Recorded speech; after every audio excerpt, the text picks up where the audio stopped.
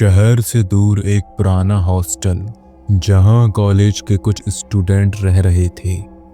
ये जगह सुनसान थी, चारों ओर घना जंगल और अंदर पुरानी लकड़ी की सीढ़ियां जिस पर चलते ही चरमराने लगती थीं।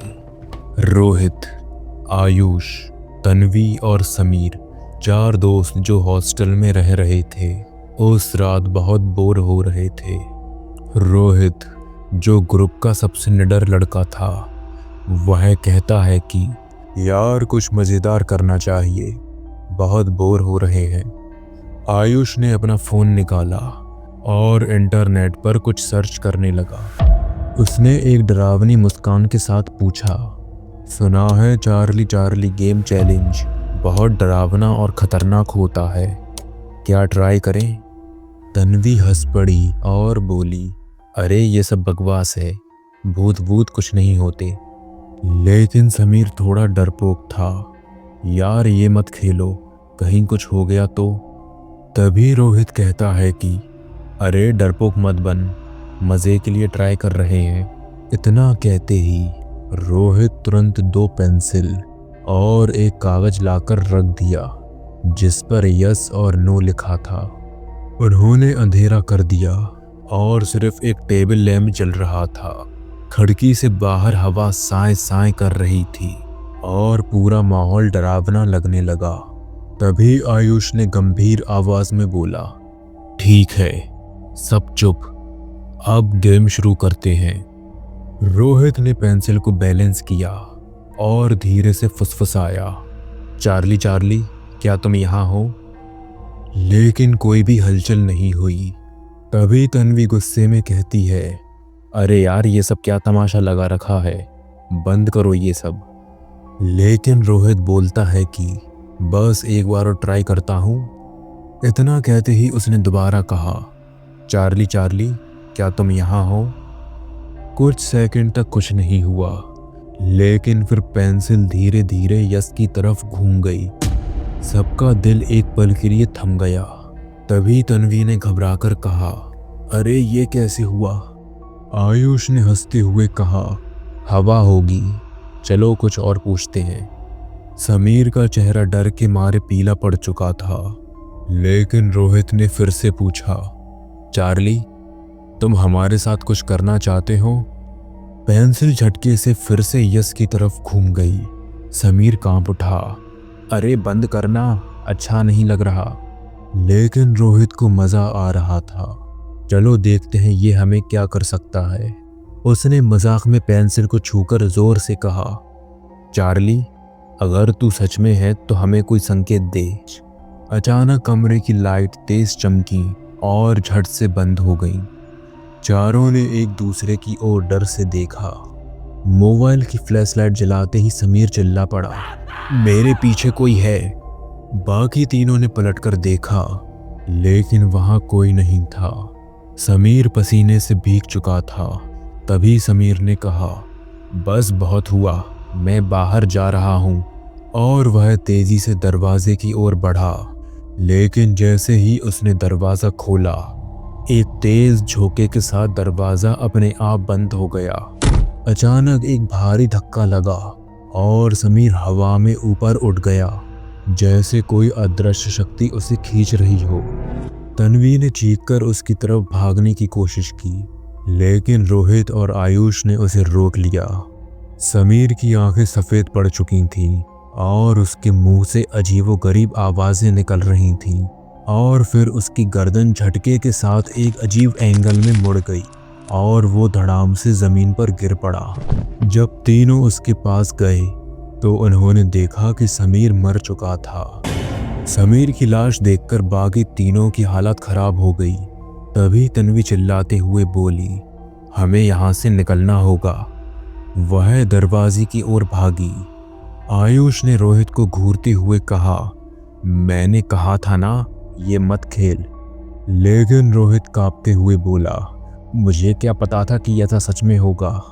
उधर तन्वी कमरे से बाहर भाग गई और हॉस्टल के कॉरिडोर में पहुंची। अंधेरे में मोबाइल की फ्लैशलाइट जलाकर वो सीढ़ियों की ओर दौड़ी। लेकिन तभी उसे महसूस हुआ कि कोई उसके पीछे है। उसने पलटकर देखा, एक काला साया उसके पीछे दौड़ रहा था। उसने जोर से चीखा, बचाओ, लेकिन उसकी आवाज कहीं गुम हो गई। और फिर अचानक किसी के गिरने की आवाज आई। वह तन्वी की बॉडी थी, जो छत से नीचे गिरकर फर्श पर आ गिरी और खून चारों ओर फैल गया। उसकी दोनों आंखें बाहर निकल चुकी थीं और पूरा शरीर मुड़ चुका था। अब सिर्फ रोहित और आयुष बचे थे। आयुष ने रोहित का हाथ पकड़ा और कहा, हमें कुछ करना होगा, नहीं तो हम भी मारे जाएंगे। रोहित रोने लगा और उसने कहा, लेकिन कैसे, वो हमें छोड़ने वाला नहीं है। तभी कमरे में एक भयानक आवाज गूंजने लगी, गेम ओवर।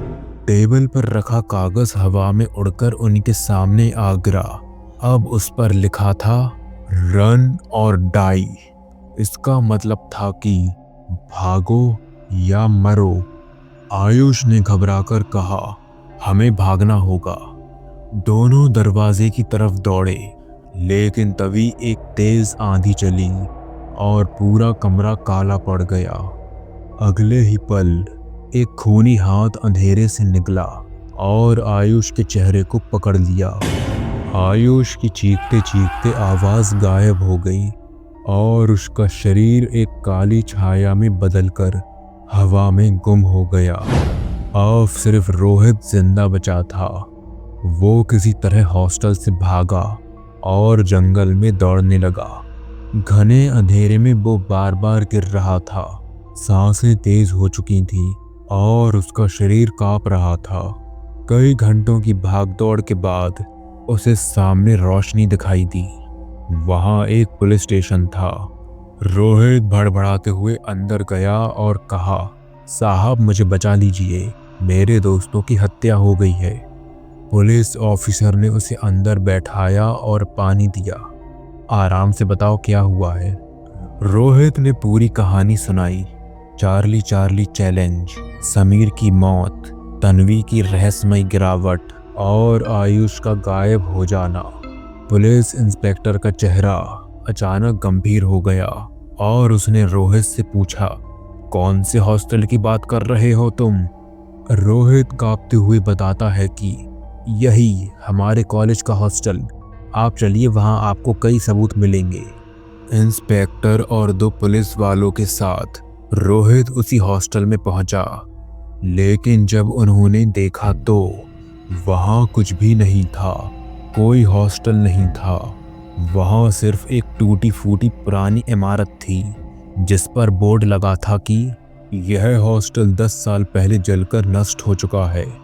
रोहित का चेहरा सफेद पड़ गया और उसने डर के साथ कहा, लेकिन हम तो यहीं रह रहे थे और हमने यहीं गेम खेला है। इंस्पेक्टर ने उसकी आंखों में देखा और धीरे से बोला, बेटा, यह हॉस्टल तो 10 साल पहले आग में जल गया था। यहाँ रहने वाले 4 स्टूडेंट की जलकर मौत हो गई थी। उनमें से एक का नाम रोहित भी था। रोहित के कान सुन्न हो गए और वो चिल्लाया, नहीं, मैं जिंदा हूँ। पुलिस वालों ने एक दूसरे की ओर देखा। तभी दूसरे पुलिस वाले ने कहा, साहब, ये लड़का तो मर चुका था, इसके चेहरे से खून बह रहा है। रोहित ने अपने हाथ से अपना चेहरा छुआ। उसकी उंगलियां गहरे लाल खून से लथपथ थीं। वो जल्दी पुलिस स्टेशन के शीशे में देखने के लिए भागा। शीशे में कोई शख्स नहीं था। तभी पुलिस इंस्पेक्टर ने उसकी तरफ बंदूक तान दी।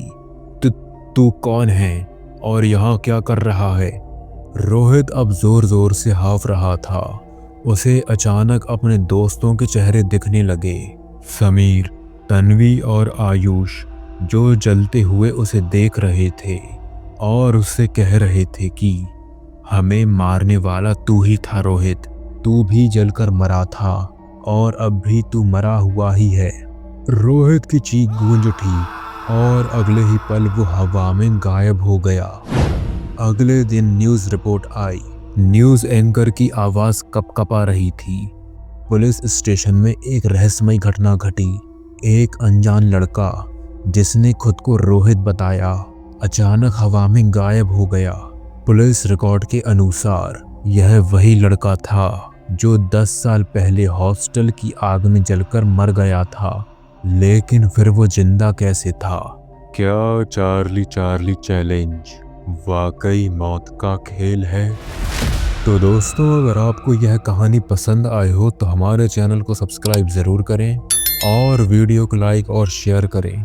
फिर मिलते हैं आपसे एक और भूतिया कहानी के साथ। तब तक के लिए धन्यवाद।